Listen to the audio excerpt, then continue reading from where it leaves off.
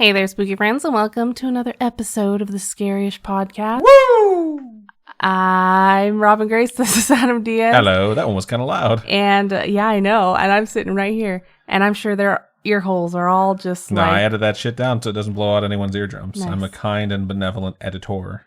Mm-hmm. We're here with some interesting topics. I think they're interesting. I think yours is interesting, which is a crazy story about that anyway. I think they're both going to be very interesting. Hopefully. Yeah. Hopefully you guys aren't like, man.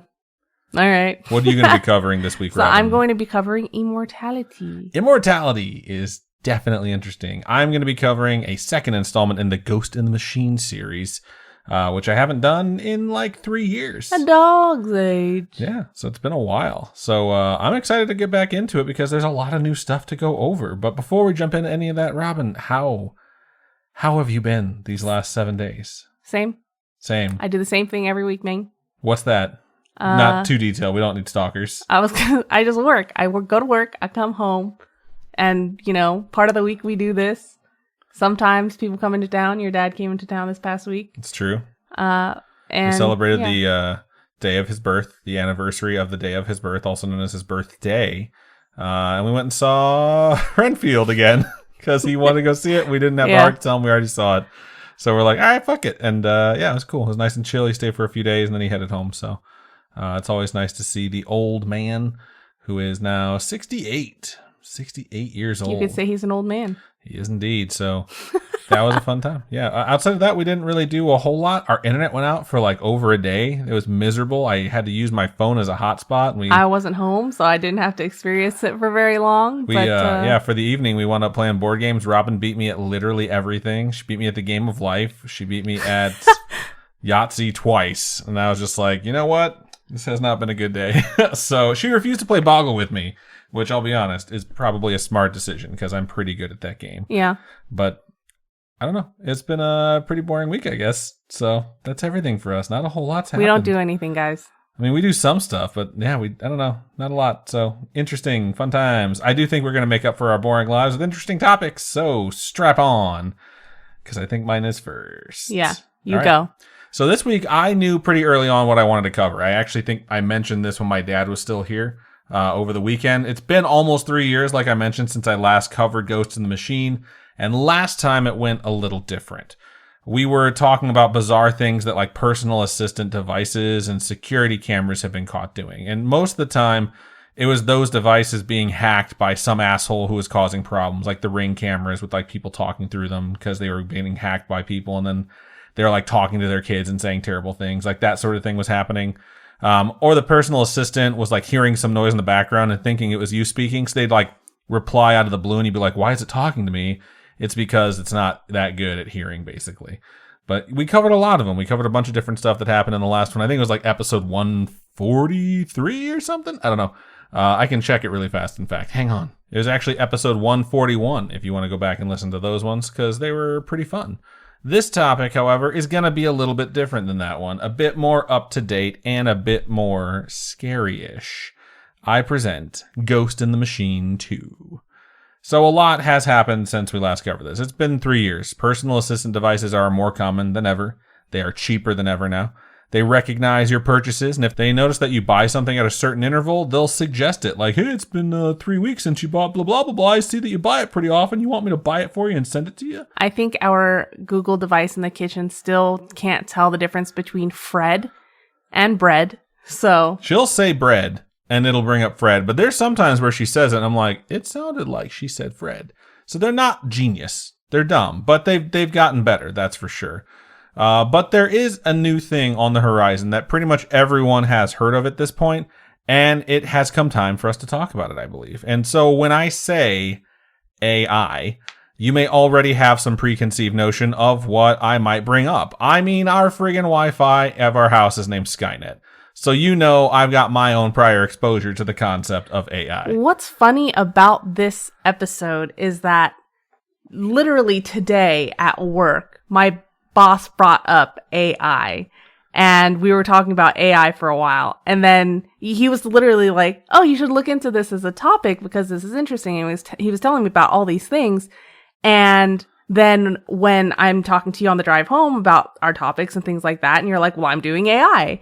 And I was Which like, I told her multiple times. I know, but I didn't even think about it, you know? And then you brought it up. I didn't realize you were going to do it this week. Usually you're like, one of these days I'm going to do AI. And no, I was literally like, this week, this is what I'm going to cover. I know for sure. Yeah, well, my brain doesn't remember. I know, but it was kind of funny that you drove home and you're like, so I had this really interesting conversation about AI, and I thought she was mentioning it because that was going to be my topic. And I was like, that's cool. That's what I'm covering tonight. She's like, oh my God, a coincidence.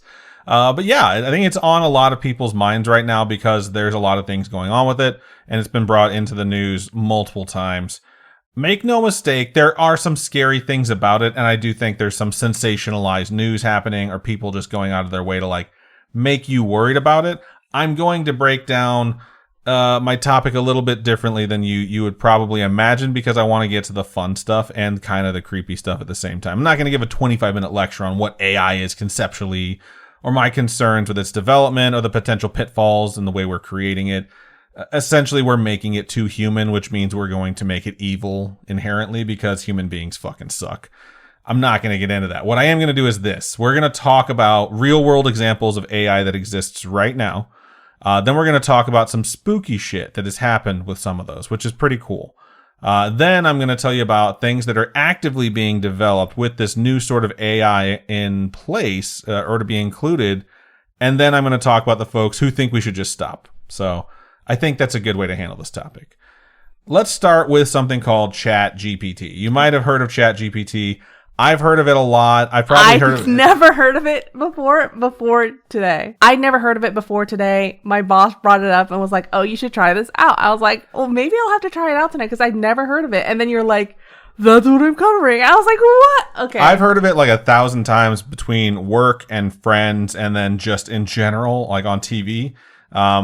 It's interesting because we're using ChatGPT for our chat bot at work so that if people have a problem with any of our games, they can go and say like, this is my game, this is my problem. And then it can like go through all of the things we've uploaded to it so it can suggest troubleshooting steps rather than having someone go through an endless maze of like, select your problem. And if it's not there, people wind up submitting a ticket anyway. So ChatGPT is like a more advanced chat bot, but it can do a ton more than that. And it can do stuff like write an entire fucking essay. And that makes me extremely jealous because it didn't exist when I was still in college. And basically, you just give it the parameters, it writes you an essay, and then you edit the essay rather than, having to write it, which is super easy. And there has to be some type of program that they create that can tell an AI wrote something because it's going to be an issue. Eventually, there's going to be, yeah. So ChatGPT is essentially this chatbot that uses artificial intelligence to perform a bunch of different tasks. I've named a couple of them. It's not limited to that. There's a bunch of other stuff it can do. It was created by the developer OpenAI. And their method for creating this chatbot or the framework that it's built on is called GPT-3.5 or the more recent one, GPT-4. So ChatGPT. A lot of people build stuff that are AI related off of the GPT framework. So it's something where it's not like they just made a program. It's like how Unreal makes stuff, except they make an engine that people build video games off of. Or Unity makes stuff. And they've built a program that's an engine that you can build your game within. So like if you've played a cell phone game, a lot of them start up and said like built in Unity, and GPT is similar to that. So what OpenAI as a developer has done is they've created one themselves that's really good. And then they let people use their framework to make their own AI. So that's not terribly important, but it's going to come back into play later. And it's going to be like, I see what's going on here. So of the tasks that ChatGPT can do, they're mainly put in place to help folks, like write essays. You can tell it, like, write me a 2-page essay in MLA formatting about the tensions between the United States and the USSR circa 1950 to 1959. And it's going to write that out for you. It's not perfect. It could be wrong. It could go outside the parameters and include information that's outside your time frame. It can include information that isn't accurate since it's pulling from the internet. I was going to say that. So, like, not all sources are accurate. Like, I can make something that has information on that and be like, fart, fart, butt, face, fart. And then it's just going to include those words. And it's like, haha, I tricked the robot. But it's something that's pretty good. And honestly, it's better than most human beings are at writing essays. Because human beings are pretty shitty at writing essays. I feel for, like, every college professor I've ever had, when I've had to do peer reviews, like, man, they have to read like hundreds of these and they suck so bad. You can tell it to give you an idea for dinner. I did this 2 days ago. I was talking to my boss about ChatGPT and the chatbot and all the different things you can use it for and how you can just like go and find like one of the prompts that you can give it. And I just typed in like, what can I make out of? And I listed the ingredients that were in my pantry. But I listed specific stuff that I knew would lean towards Alfredo. And immediately it suggested like, you can make chicken Alfredo or you can make Alfredo sauce with any of these types of pasta. Okay. And I was like, okay, cool. So it understands like to go search recipes with those parameters and then come back and tell me like, what makes the most sense. It can write song lyrics, stories, or poems. I mean, poems are basically like songs, but without the good part, music. And what the fuck? It can pretend to be a human. Like a chat bot that we're going to use. Essentially, it tells you like, hey, I'm a robot, but it's basically pretending to have a conversation with you about what's wrong with your game, you know? Like, it's been trained to do that. I remember seeing this thing when it came to video games about like, they're trying to train a specific model how to walk. And so what they did was they broke it down to just the wireframe, which essentially looks like a stick figure. And they told it to go from point A to point B. And they gave it like instructions on how to move its legs. But because like the physics engine that was already in there had the rules being applied to it, like they'd have to tell it a ton of different ways to like move to try and get the motion to be natural. So instead they wrote an AI program to basically say, move from point A to point B as fast as you can. And so it started it, the first attempt, it was terrible, it just collapsed. And then it knew at some point to reset it, and then it would try again. And it would try a different method every time. So essentially it's this AI that takes a wireframe of a stick figure and learns to walk. And then once it's done, it's like this super fluid motion of either like running or walking. And then like, cool, like save that. That's how our character's going to walk from now on. And that's how they developed how they're going to walk. I forget what game it was, but that was like 10 years ago. What? That sort of concept is now being applied to like whatever parameters you want to set to it. An AI like that is programmed for like specific linear functions in video games, but doesn't go outside of those parameters. Nowadays, you can program it for tons of shit. And that's what's really starting to make people nervous is like, there's been people that have told like AI bots like, hey, exterminate the human race. And it doesn't try and do it. It tells you how it would. And it's like weird, crazy shit that doesn't make a whole lot of sense. But like people are really going to the extreme when it comes to like these sort of AI bots. Yeah, the idea of AI learning freaks me out. Yeah, and that's the worst part. I wouldn't say worst part, but that's like the scariest part of what's happening now with this sort of shit. Is like it's designed to learn and iterate on all the information that's available to it. And when you connect it to the internet, that's basically everything. So one of the AI programs being built in GPT 3.5 and GPT 4.0 right now is art generation, where you can go in and give it parameters and it'll like kick you out a piece of art based off of what you want. And it's really controversial since the art it creates is kind of IP theft. Like, so if I were to tell it, show me Goku from Dragon Ball Z clipping his toenails in Mid-Journey style. So I tell it like what I want to see, the action that it's taking, the style of art I want to see it in, like it'll do a pretty good fucking job of making exactly what you ask for. It literally showed me Goku. It didn't have him clipping his toenails, but it had him like with his toes out looking at his feet. And I was just like, it's really fucking smart. I've done this a lot. My friend, when these first started coming out, was like, I'm using these to generate portraits for my characters in D&D. Wow. Like I'm describing like their characteristics and like what I viewed them as, and then it's giving me a portrait of what they are. They used to take like a day, and then you come back and have to see what it generated. Now it's like, I got 4 portraits of Goku in about 20 seconds. And the more advanced they look, or the better they look, the more likely you're going to have to pay for it. But there's a bunch of free ones. There's actually a free one built into the game that I was working on where I work. It's one of the mini games where you can just like walk up to an artist and describe to him what you want to see. And then he like has this animation of him painting it. And then he turns it to you and shows you what you asked for. What? And it's really, that's just like the gaming skin on top of the AI, like going out there and like building you a painting. Yeah. So we used to have contests weekly where it was like, hey, like, go and just put in like a random set of parameters and send them to us. And then we're going to pick like the top 3 and you guys will get like some free prizes in game. So it's something that's like being incorporated in different ways, especially when it comes to gaming. People got really excited about this when this art generation thing popped off. But the problem is the art that it creates is 100% derivative of things that are already created. It's literally taking other people's work and creating something similar. Or like taking, like you say, I gave it the specific style of Mid-Journey. Like I want Mid-Journey style, I want Goku. So it goes and finds all those images like, okay, what's like the commonality between these things?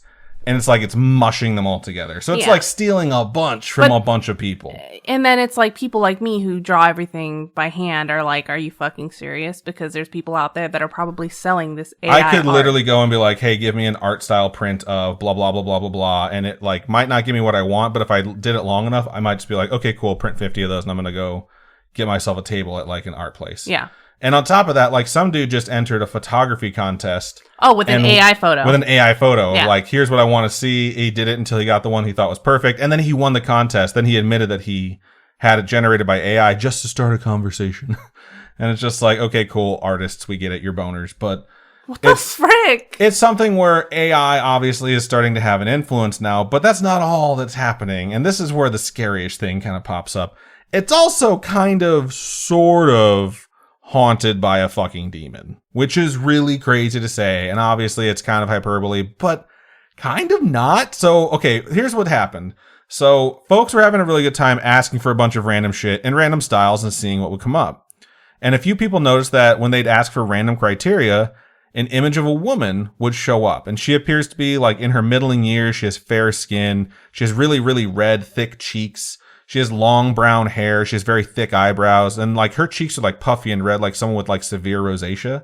She has really deep set eyes. And in a lot of cases, her eyes are like sort of like shaded because they're so deep where they just look black. But in some cases, she has like brown eyes because they're like lit up enough where you can see it. And her mouth, essentially like the area where a man's goatee would be, like that part looks really aged. Like it belongs in someone like twice her age, like very wrinkly, and like her lips look like really puckered. And smoking too many ciggies. Yeah, it's what it looks like, but it's just a very haunting image.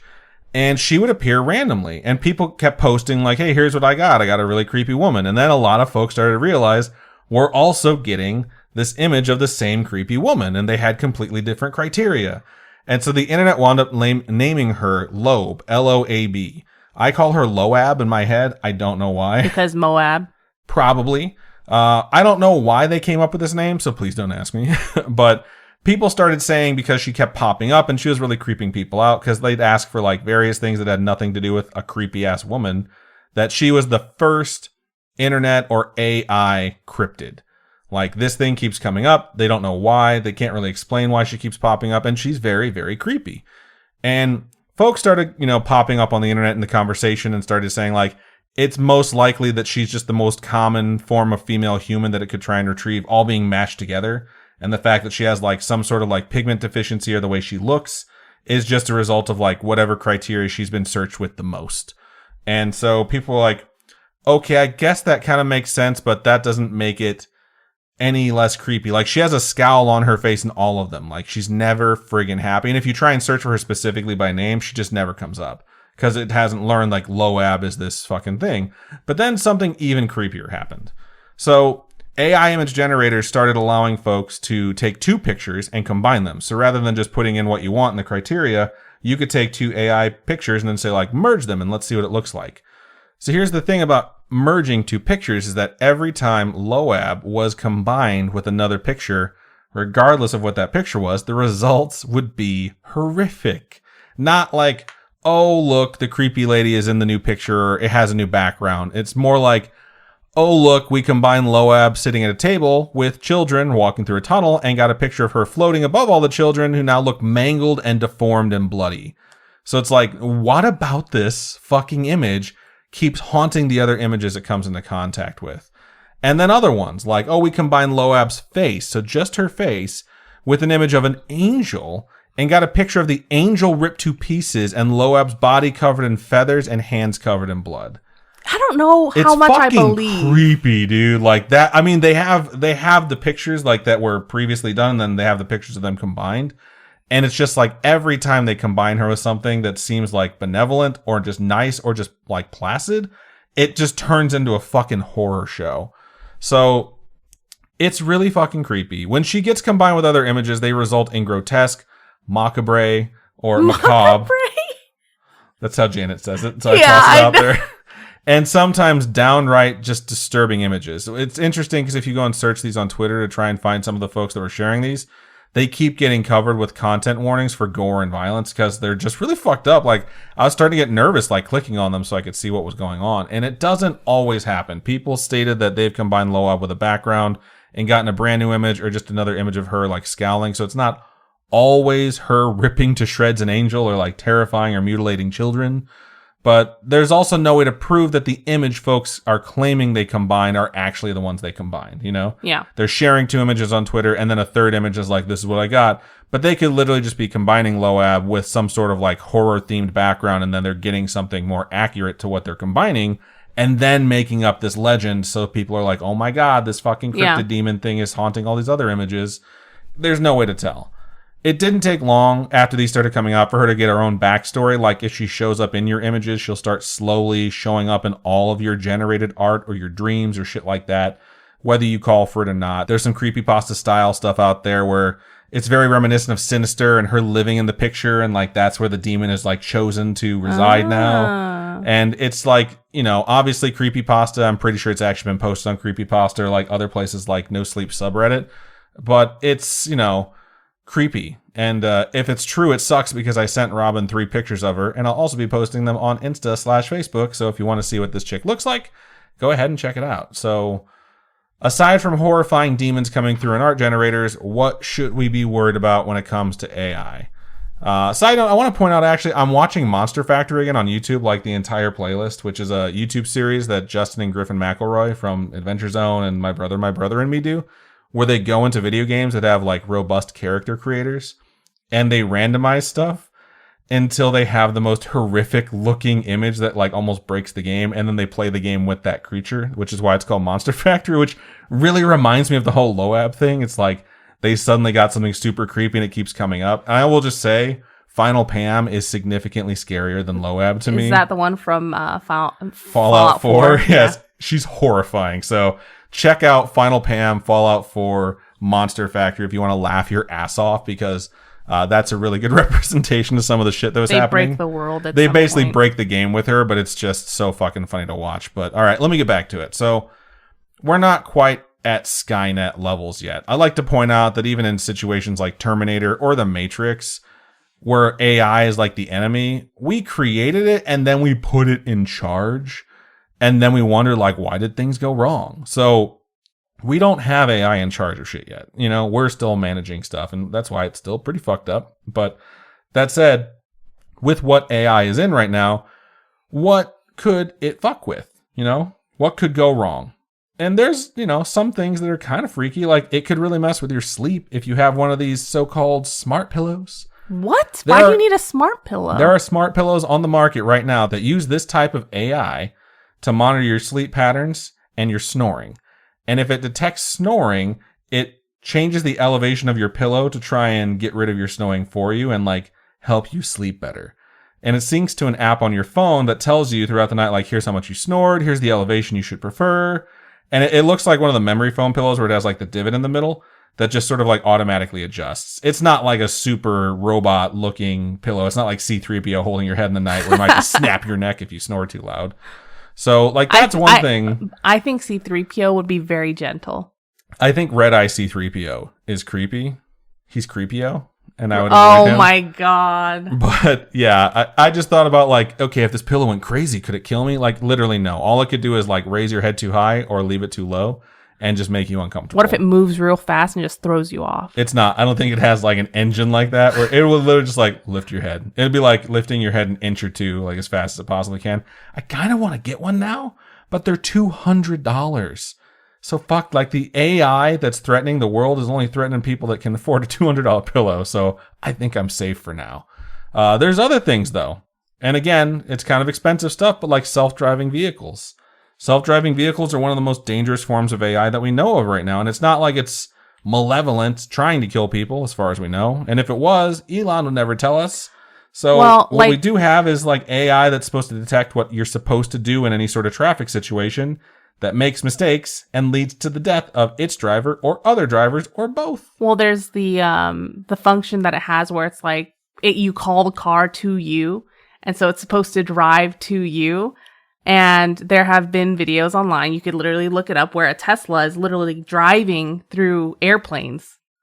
and just hitting all these airplanes through an airport or airfield or whatever, because it doesn't have any idea what's going on. You know what I mean? It has malfunctioned so much, the self-driving feature is no longer allowed to be called that in most countries where Teslas are sold.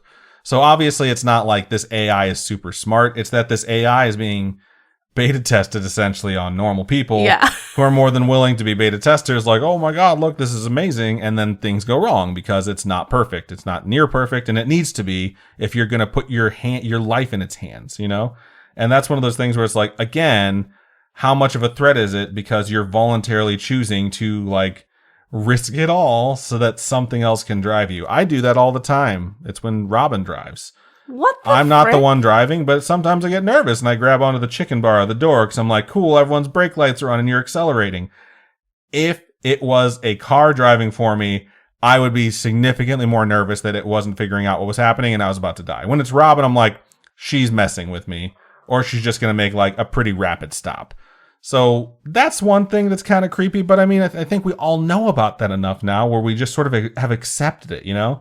Like 20 years ago, if you told people like, cars are going to start driving themselves, but every now and then they're going to kill people. We all know how difficult it is to make a left turn. I don't have difficulty making lefts. I sometimes have difficulty making left turns when you have to cross an entire lane or 3 to get to the other side. And I really hate waiting for traffic. You know what I mean? Imagine a car's AI self-drive feature trying to wait for these cars to pass. Like maybe the car will see the cars stopping, like there's no more cars on the lane closest to you, but it can't read the cars in the lane that you're trying to get into, and you just your car will run you straight into the cars that are coming on the other lane. I just don't trust There's a lot of nuance when it comes to driving that I don't trust. And like I was mentioning, if you would say that to me 20 years ago, I'd be like, fucking never. Like I would never let something auto drive me because I just wouldn't trust it to do a good job. Unless it was like it went years without having an accident, then I'd be like, okay, maybe it's safer than I am. At this point, I feel significantly more confident that a human driver is going to be safer than AI driver. And that's just how I feel. I don't know if like the data's there to back it up, but I hear way too many like, oh, this fucking Tesla crashed and it exploded and the person driving it died. Lots of car accidents are human error too. Yeah, lots of car accidents are human error. This is true. But like those ones specifically that are like AI based, first they try to say like, oh, it wasn't the AI. Then they're like, okay, I guess it was. Like shit happens. Like it's a new feature. What do you want? It's like, I want to not die. When I see Teslas on the road, I'm like, if this thing fucking crashes into me, I'm suing everyone if I survive.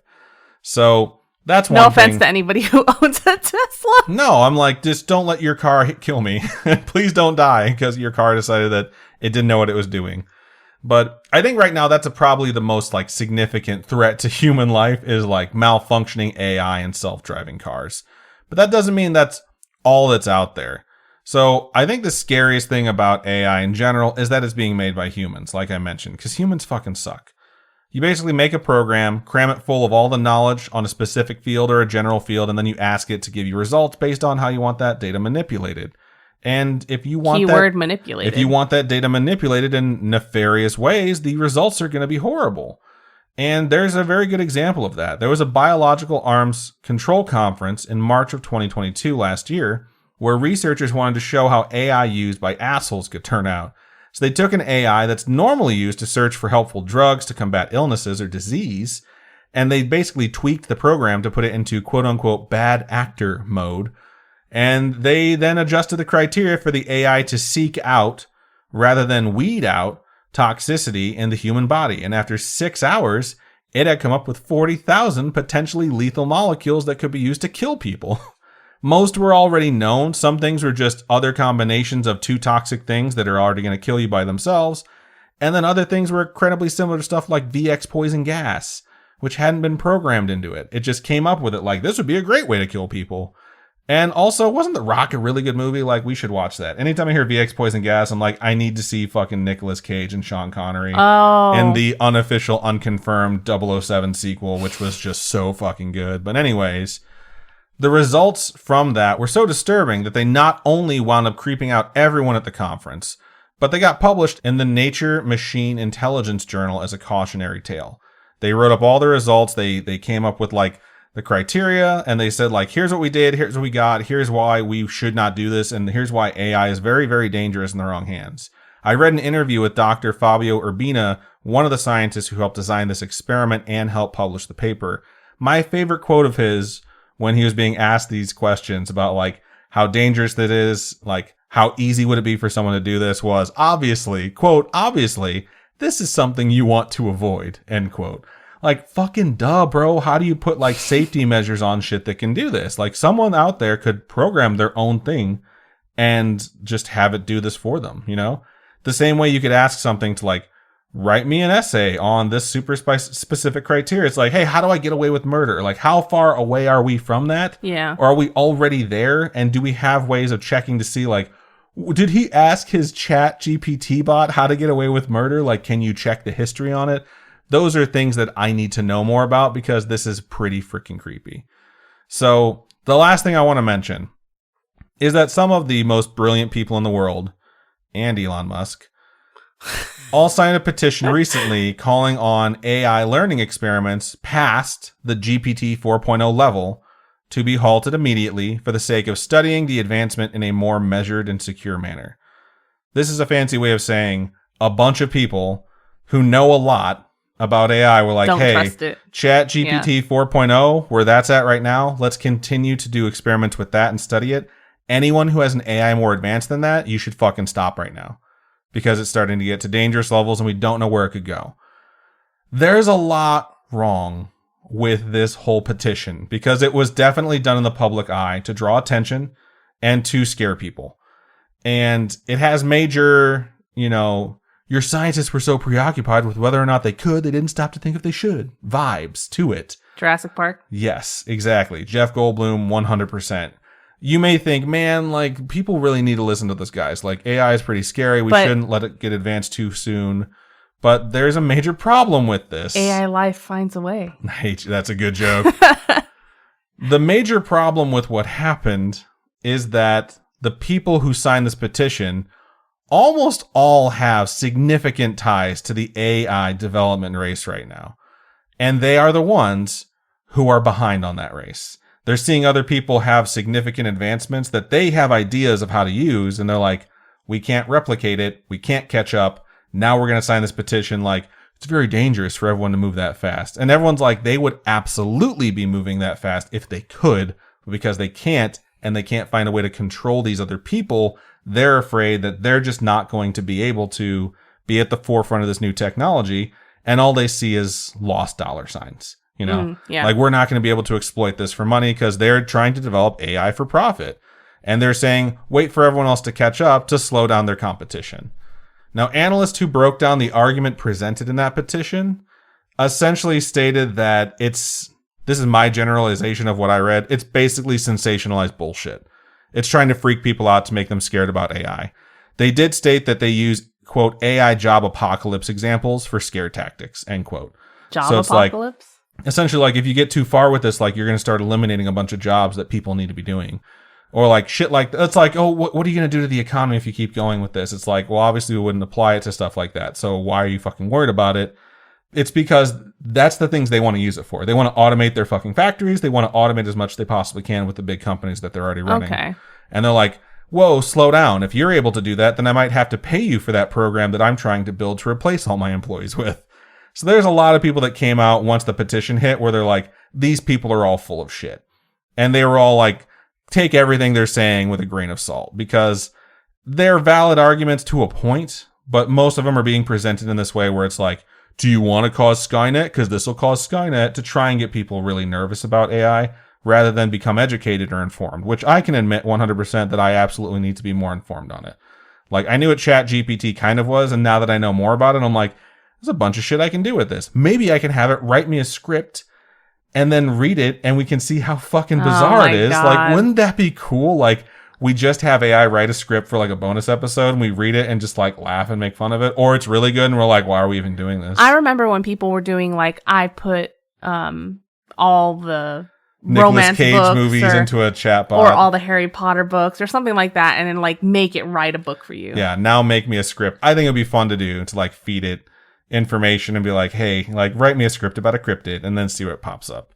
It that'd be won't cool. work for us. I already know, but I'd love to see like what it like generates. But they say that necessity is the mother of invention. Like human beings need something, so eventually someone creates it out of that necessity. And this is not that. We don't need AI, but it could be beneficial. It's when people start making crazy corporate goals and decisions to try and meet some sort of crazy profitability, or they want to just take control of a market that they don't fully understand, that's what starts to worry me. Like desperation being the mother of disaster is another thing that I think about a lot in my life. And I just want to put this out there. If you're involved with AI development, please don't let someone keep you quiet if what you're developing has the potential to end the world. What the heck? Like, let me be honest with you. How many CEOs out there right now would you be 100% confident that if they were developing something that they realized was potentially dangerous, they would shut it down? If they looked at it and said, like, this could be insanely dangerous or insanely profitable, I think... If it's profitable, they'll use it. They don't care. I think 100% across the board, CEOs in like Fortune 500 companies would be like, push the boundaries until we can't come back from it. And that's the shit that freaks me out, is the human element of AI. It's like in Terminator, like in The Matrix, it's the humans that fucked everything up in the first place. Like they were the cause of it because they didn't see the problem that seems so blatantly apparent when you watch those movies. Like if we're in that stage right now, like we're in the fucking prologue that they're going to tell you to catch you up on why the world got destroyed. Like someone out there, please be responsible and prevent it from happening, or give us a sign that it's going to happen so that we can get ready for the robot wars by going into our bunkers, which I don't currently have. So give me forewarning. Yeah, that, my spooky friends, is Ghost in the Machine 2. Nice. Enjoyable. Thank you. I hope it was. There's a lot of like technical jargon and complicated bullshit that I was like, no one's going to want to hear this. If you guys want to hear that stuff, if you really want to dig into what these AI bots are, yeah, there's a lot of articles out that you can go read about it. But I'm like, let's get to the stuff that's actually scary and talk about that. So nice. Cool. So before we move on into Robin's topic, we're going to take a quick commercial break.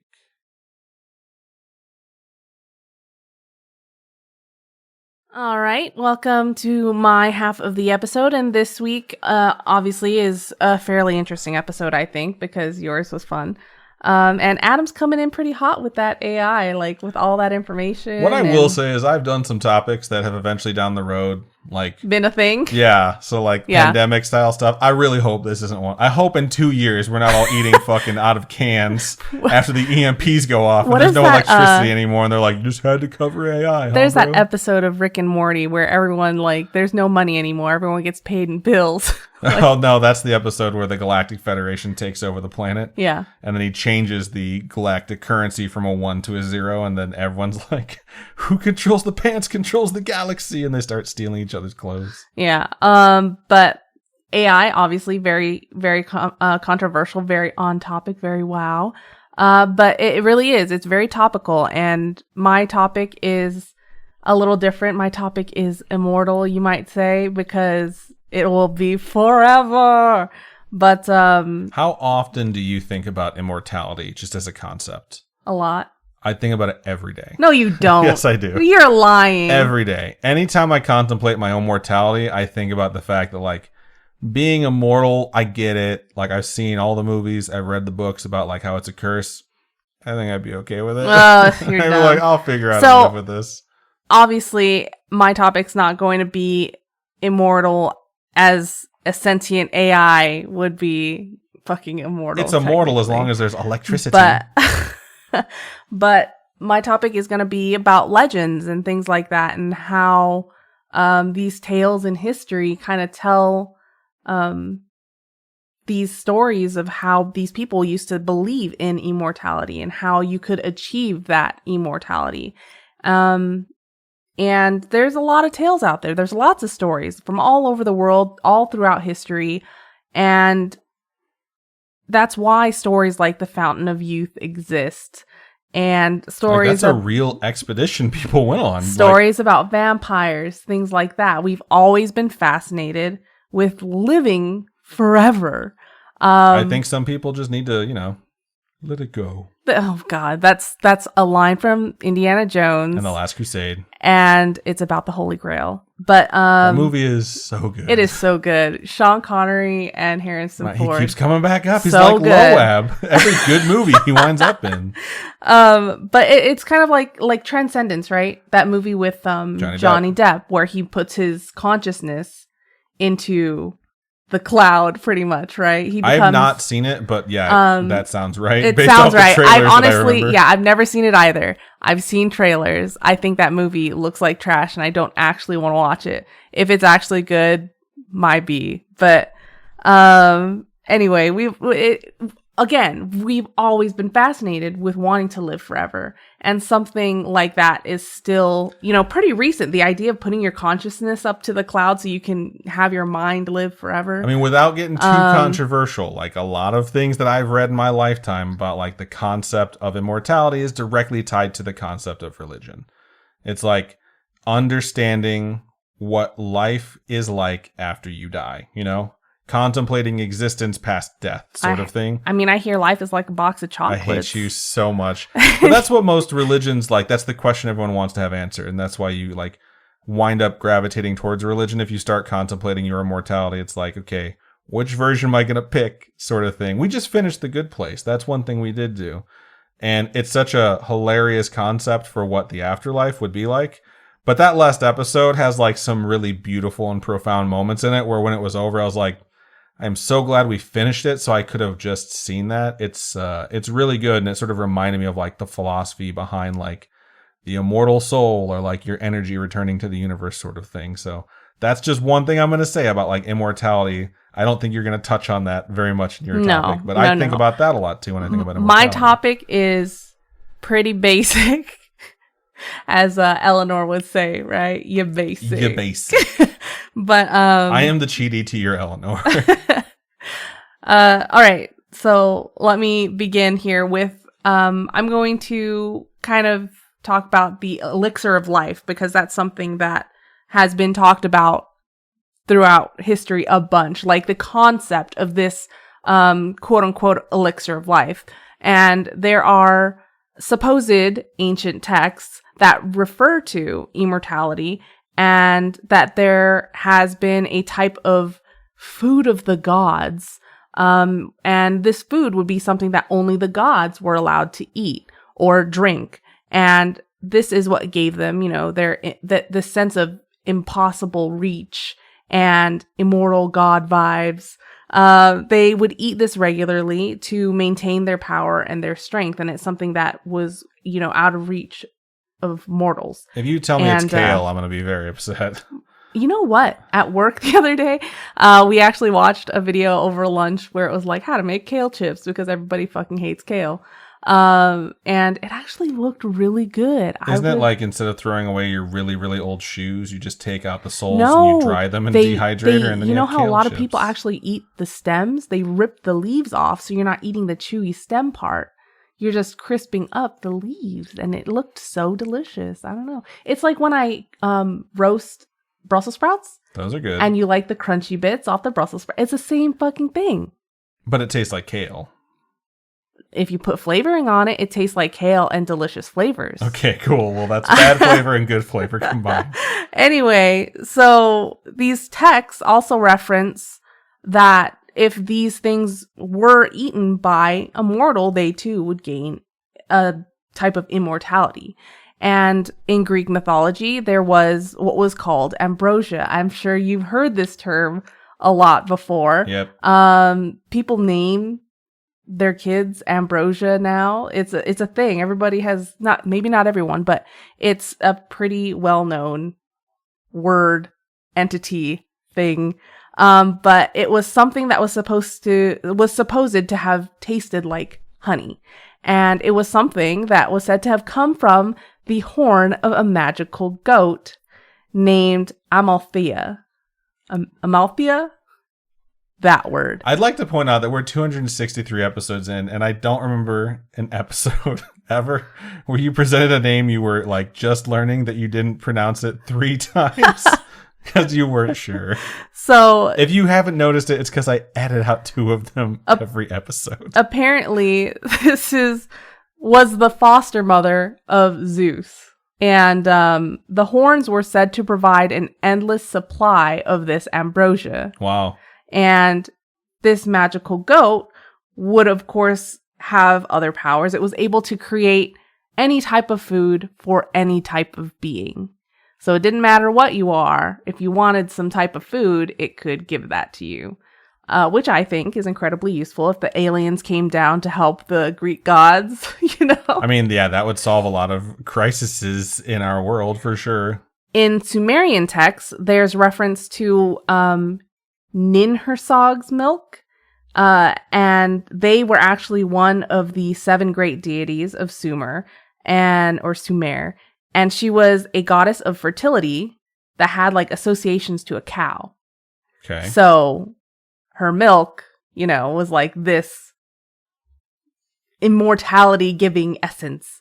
But you can see how stories throughout history share threads throughout the world. So it's just crazy how so many of these tales will share things. They'll share different details. You know who probably knows what this stuff is? It's that handsome bearded guy on TikTok who keeps giving away all the fast food secrets, like the ingredients. Oh my god! How do you get like the 4 I know for 4 Wendy's exactly still? who you're talking about. Yeah, he probably knows. He'll tell you what's in that milk. I'm pretty sure he lives out here. Really? Because I think he went to the College of Riverside. I saw someone like comment on one of his videos like FBI is going to come after this guy soon. He knows too many of them secrets. So anyway, continuing on, this ambrosia that came from this horn of this magical goat would then be delivered by like white holy dove down to baby Zeus. And so baby Zeus would just get all this good stuff, right? And that's why he became such an important god in history. I'm really curious. Like, I obviously need to go look up some Greek mythology because the only parent of Zeus that I remember is Kronos. And most of my fucking knowledge comes from either Clash of the Titans, Wrath of the Titans, or God of War. But I did used to read some of that, so I'm like, man, that shit has all mixed in with it too much. Most of my mythology knowledge in that aspect is from that stupid webtoon that I read. That's fucking funny. That's probably more accurate than like the stuff that because that's like about Persephone and Hades and stuff like that. And Zeus is obviously in there. He's a brother of Hades, right? It's Hades, Poseidon, and Zeus. Yeah, sure. And so in this webtoon, they're like bros, and their dad Kronos is this big monster who like destroyed his children, you know, and that's why he tore Hades apart and stuff like that. I'm pretty sure that's why they trapped him. Yeah. In Tartarus? I can't remember. Yes, you're right. Am I right? Okay, yeah. They trapped him because they're like, Kronos is fucking nuts. Like, let's go ahead and get rid of this dude, so. Yeah, and it's a really good webtoon. I think you'd actually enjoy reading it. It's so much romance, so much wow. But apparently this ambrosia stuff makes really powerful lightning babies. So there are a lot of stories, actually, about Zeus just swimming in ambrosia. Not literally swimming, but, like, he would drink this stuff, and that's where he got his power from. And he kind of had this shit on tap. Like, he would always have, you know what I mean? Did it also make him horny? Because he was always, like, the horniest of gods. I mean, if you live forever, right? You have all the time in the world. After like a million years, you're like, you know what I'm going to turn into a goat and then try and fuck someone down on Earth. What the frick? He did some crazy shit. Like 100%. Is that one of the things he did? I might be making it up, but here's the thing. You know what? Let me rephrase this. I'm 100% making that up, but it's also very, very possible it's accurate because of all the crazy stuff he did. Okay. There's the story of Achilles, where one tale that I saw was that it involved his mom pouring this ambrosia all over his body. I think Adam told me a story before. He's dipped in a pool of ambrosia. Where she dipped him in the river Styx. Oh, I haven't heard it was the river Styx before. So I saw that one today. But yeah, it's either way, she accidentally held on to his heel. Either way, she covered him in a substance or dipped him in a substance, and she held him by his heel, and where she held him was the only part that didn't get covered by this liquid. I don't know why she didn't just double dip him. But she only got one dip. I think them's the rules. Really? Them's the rules? You can only dip him once? But, so that's his weak spot, and it remained his weak spot, which is how he eventually was killed. Direct hit to the only mortal area on his body. By Paris, which during is the Trojan War. Yep, which is why we have what's called the Achilles tendon. That's why we call it the Achilles tendon. It's what's really crazy about that specifically is he was real. Like, it's not just a myth. Like, Achilles was a literal human being that Why existed. won't he come down? I don't know. That's a really good song, though. It's a really good song. But no, it's crazy to think that, like, you could be so famous, like, something on the human body legendary. Becomes named after you. Yeah. But okay. Like me and the apples. I love apples so much. People like way back in time have heard about it because of time traveling and everything, and they're like, let's name that bump on everyone's throats an Adam's apple. You're so stupid. Look, here's the deal with my terrible jokes, folks. Sometimes I tell them and Robin's eyes get annoyed immediately, so I just drop it and she reacts. Her fucking lostness in that joke was just like, what is he talking about for way too long? So anyway, also, if someone is your weakness, you call them your Achilles heel. So there's a reason why we say these things, and there's a reason why we have all these, are they colloquialisms? They're like, yeah. I don't know. It's, there's reasons why we say these things. I'm freaking Asian. Sometimes when it comes to colloquialisms and like, those phrases people say, like idioms, I don't necessarily get them. So it's cool to learn these things. It's really neat. So this ambrosia was used by the gods to cure disease, make things beautiful. Dead bodies could be preserved perfectly forever if they were treated with this stuff. Only certain mortals and demigods were allowed to drink it. Heracles being one. He was said to be so strong and courageous and was able to endure so much in his life that it was gifted to him. The gift of immortality, it was given to him. Tantalus, I believe. I don't know how you pronounce that. Tantalus. He, on the other hand, was punished for stealing ambrosia. And they were trapped in a pool of water with food always being just out of reach. That sucks. That sucks. If I had to look at food all day and not be able to touch it, it would drive me insane because I love food. And then there were others like Titius. I love me some Titius. Notice the 3 name thing yet again. Was going to be made immortal by Athena until she caught him eating human brains, which is fucking crazy. The original zombie. There's so many cool stories and tales when it comes to Greek mythology. You guys should look them up. They're fun. I don't know about the eating human brains part. Maybe that's not so fun, but yeah, it's pretty cool. In Egyptian mythology, there is something of kind of like an elixir of life, but there are references to this, and they describe it as drinking white drops or liquid gold. So it's kind of, like this elixir that would give them immortality. Okay. Throughout history, there's so many tales and legends about magic and gold. It's like these things go together with immortality and longevity and things like that. And there's things like the search for the Philosopher's Stone. I was going to say Philosopher's Stone. So there's the Philosopher's Stone. There are stories about Saint Germain, the Count of Saint Germain. And it's like stories like that have led to stories about the immortal Nicholas Flamel that if you've watched Harry Potter, you've heard of before. You've heard of the Philosopher's Stone. Which can produce the elixir, right? There's something you can do. There's some spell you can cast that makes the elixir. Yeah. And so you need the stone. You need the Philosopher's Stone, and then you can make the elixir of life. And you can also make gold with it. Like if you dip it in something, it'll turn that to gold. So it's just, there's so much about the Philosopher's Stone and things like that. But also the Immortal Nicholas Flamel is a really good series. I actually have all the books if you want to read them. They're fun. Shit. But it's a really good young adult series. I think if you folks are into this type of stuff, you would enjoy. But the Count of Saint Germain is actually interesting because there are theories out there that he is an immortal being. And I read somewhere that he supposedly prophesized the French Revolution because he's immortal and he just... Okay, hang on, pause. Let's just say this dude is immortal. he's going to live forever. That doesn't mean he can see into the future. But he's lived so long, he's practically magical god power, Zeus level shit. If we're going to be practical about this and say, like, okay, there is some sort of elixir that lets you live forever, that doesn't necessarily mean you can see into the future. If it can make lightning babies, babe, it can make... Babe, I'm trying to rationalize out how immortality exists. So don't make time traveling a thing tied into this, because I can't do those two things at once. So history has him dying in Germany in 1784, but there's claims that there's no headstone in the town that he died in.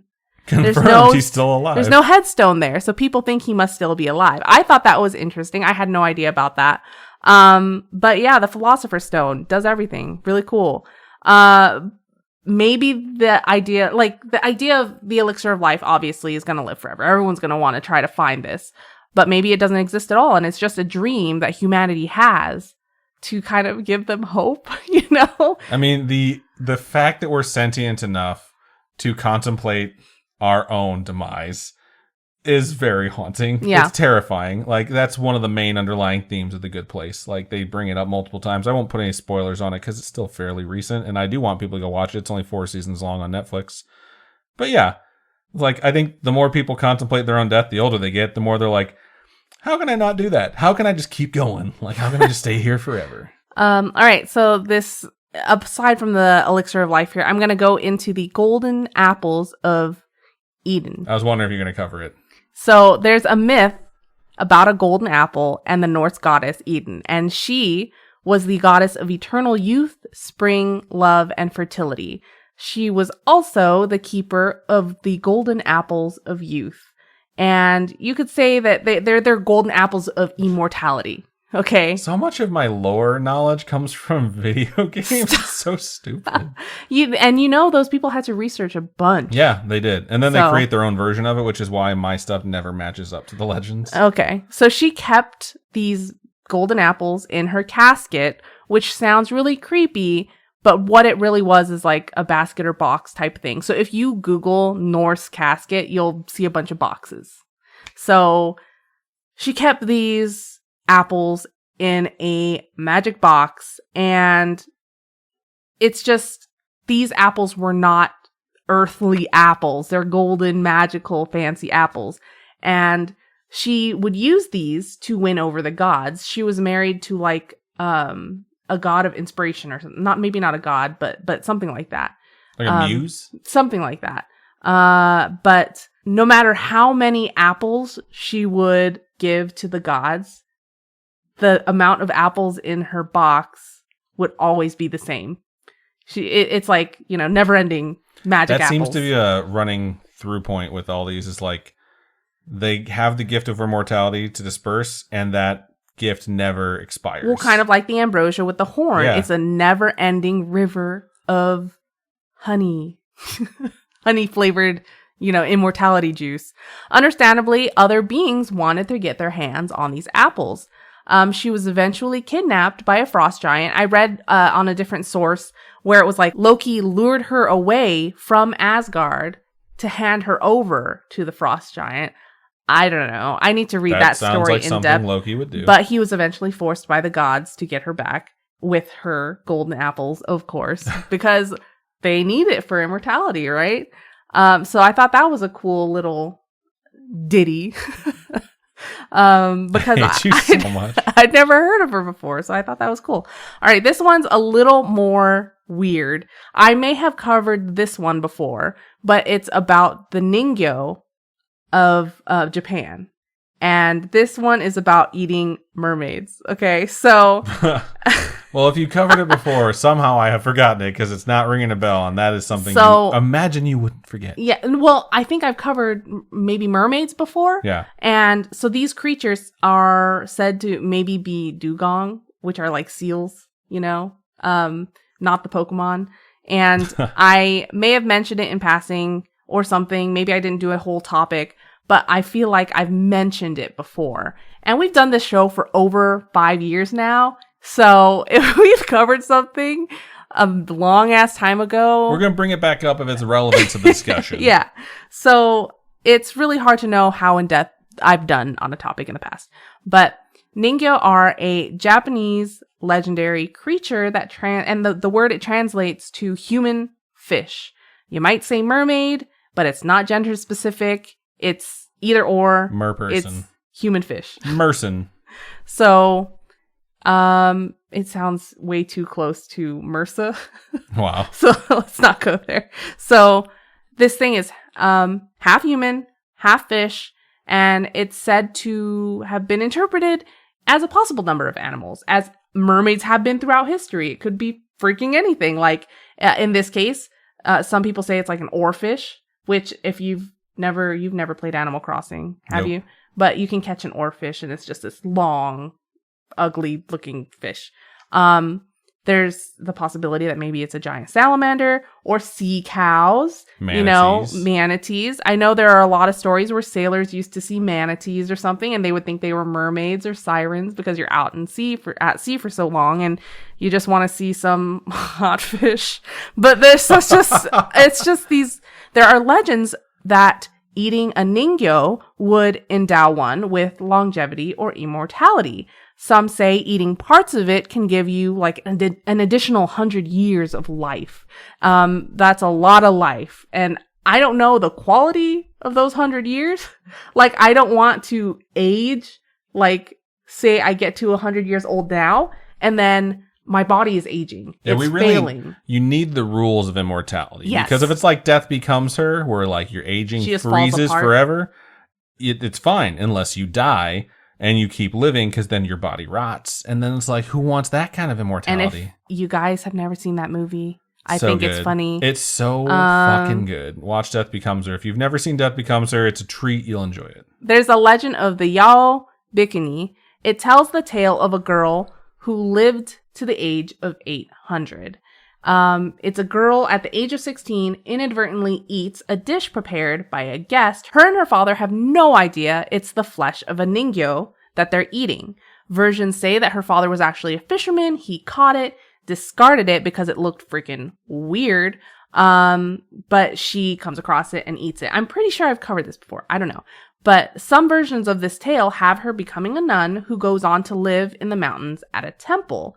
She seals herself inside a cave and has herself buried alive up there. And she requested that a camellia tree be planted where she was buried to show or indicate whether she was alive or not. And I don't know if like the tree dies, meaning she died, or if the tree lives, or you know what I mean? Like, how is her mortality connected to the tree? Yes. Sort of thing. But it's a legend. It's a story. So of course there's going to be things that don't make sense. Like we freaking watch Renfield. None of it fucking makes sense. But it was a good movie. I thought it was a documentary. You're so stupid. Of course there are some stories where anyone who sees the fish just once will be blessed with great longevity and good luck. No need to eat it at all. Let it live on. Which to me sounds like a much better deal because I don't want to eat a mermaid. You know what I mean? I would feel so bad, but maybe its meat is like delicious. Really fatty and delicious, like the salmon belly or something, you know, whatever it's like. I don't know. But, Ponyo from the Ghibli movie that I've made you watch before, I think. Nope, but keep going. Oh my God. Supposedly, Ponyo is supposed to be a ningyo. She's a human-faced fish.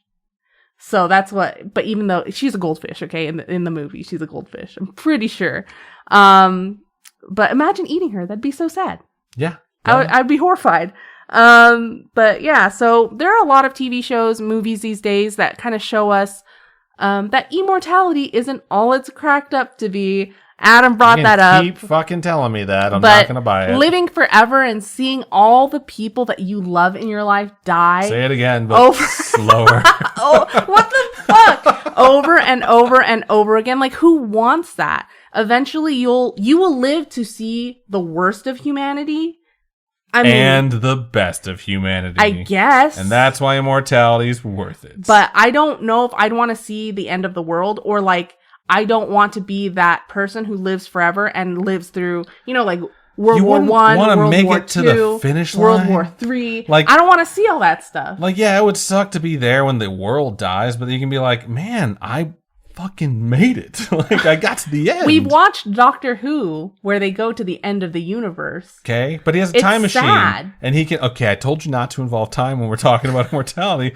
And again, he can just move to the back and be like, okay, cool, we don't have to watch it. But you remember, what is her name with the lips? Cassandra. They all have Cassandra, the one who's just a sheet of skin with lips and a face. That's a different type of immortality. That's more Death Becomes Her style. Oh my god, it's bad. If you're going to talk about immortality in Doctor Who, we should talk about Captain Jack Harkness. Hottie hottie boombalati. Because he gets brought back with the engine of the TARDIS and basically granted immortality, but he still fades out eventually. Accident. Like, his body essentially just decomposes until finally there's nothing left but Have you watched Torchwood? No. So in Torchwood, in the last season of Torchwood, his immortality gets taken away. Not just him. Well, technically just him, but it's like everybody else lives forever and his immortality gets taken away. And it's just this whole thing. You have to watch it. It's like, but he's the face of Bo. Yes. But which eventually expires. Because the face of Bo is supposed to be like older than time. Well, Jack Harkness, very sexually promiscuous, right? Because he's immortal, he doesn't worry about all those things. But when he becomes, you want to live with herpes like forever? When he becomes mortal, he's still sexually promiscuous, but he's like safety first, you know? So that makes no sense. I don't know. It's a good show. Some of these things you're bringing up are not good points. Yanto and Jack Harkness is just like, ship those two so bad. But you should watch it. It's really good. Anyway. It's not something I want to live through. I don't want to be immortal. I know you think that you would love it, but I think you'd be very sad. Well, here's the thing, Robin. So there's something that I've always said, and that's like I understand I'm not immortal, and I'm never going to be. I don't think it's a concept that's I don't want to live forever. It's not real, basically. And because of that, when you think about like, man, I wonder how long I have. A lot of folks like, oh, I want to go before you. You know, like I want to go before my partner because I don't want to see them pass away. And like for me, it's a little bit different. Like I have this weird. You just want to see me die? I have this weird sense of responsibility that I've gotten from like, you know, my dad and my grandfathers who have all been like, I need to be around to take care of the people I care about. And like, spoiler alert, like my grandfather on my mom's side, he's like 97 in 24 hours. And he dedicated his entire life to taking care of his wife. He's like, I'm going to be here to take care of her until her final day. And like, I sincerely think, cause she's like 92, like if she had passed away before, he wouldn't have lived that long. Cause like, that's his purpose. You know what I mean? Like that's what he's committed his life to. Is immortal. He could be. He's the closest candidate I've ever fucking seen. But my point is like, because like that's just sort of something that's ingrained in me too. I want to make sure I'm around so that all the people I love and care about have someone there for them at their final time. You're going to outlive our kids? Yeah. Fuck yeah. That's so fun. That's why the concept of immortality to me isn't horrifying. It's like, so you're telling me that all the relationships I form and all the people I care about and love, I can be there for them in their final moments. And that for me is something that's like, I would absolutely want to do. And like the more it started to hurt, the more I'd be like, man, I need less friends.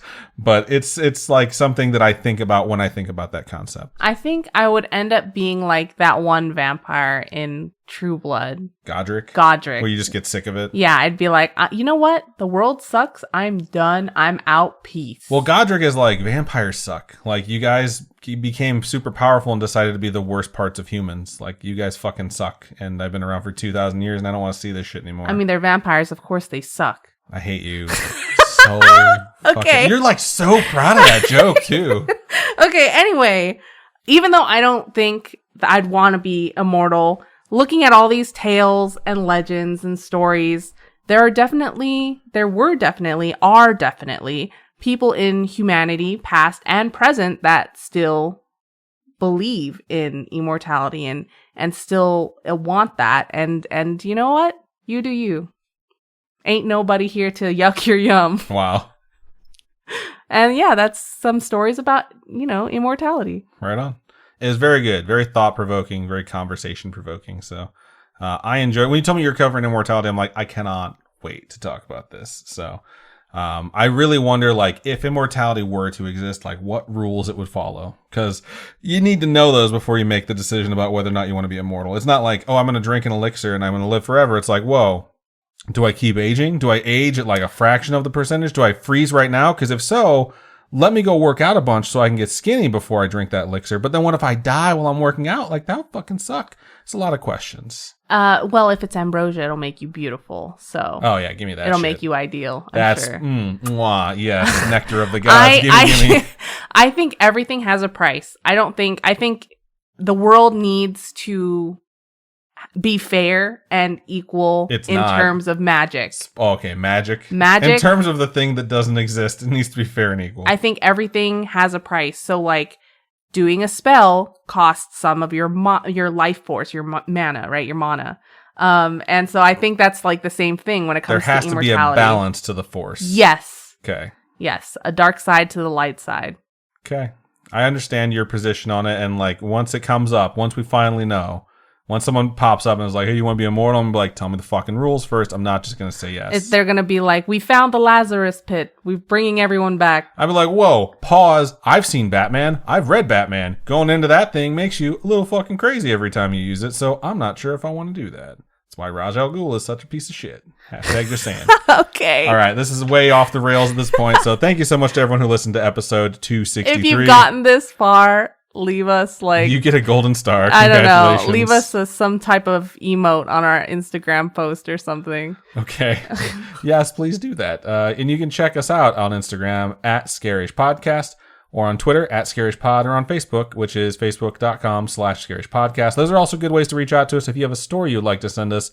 Doesn't have to be about immortality. Doesn't have to be about AI. It can be anything supernatural, spiritual, coincidental, creepy, extraterrestrial, or true crime in nature. Send them our way. Say like, this happened to me. Please share on the show. And we'd be more than happy, because we're going to do story times once a month. So next week we will not have story time, but it'll be the following week, because that's the week of my birthday. So we're going to have a little break, because we're going to record that like next Friday. And then we can edit it, have it scheduled, have it come out that week. So there's like consistent content coming out. We won't miss a week, but we'll get to take that week off. So yeah, it'll be nice. But yeah, for folks who want to donate to us, Robin, how can they do so? You can go to patreon.com/Scaryish Podcast. Tiers start at $1. I've already mailed out this season's Patreon packages if you're a Badge of Honor tier and above. So nice, cute guest stickers that we got made, or designed by @DoodleBurrito on Instagram. But if you're not into the monthly subscription type thing, you can also go to ko-fi.com/Scaryish Podcast, and those are one-time donations. Right on.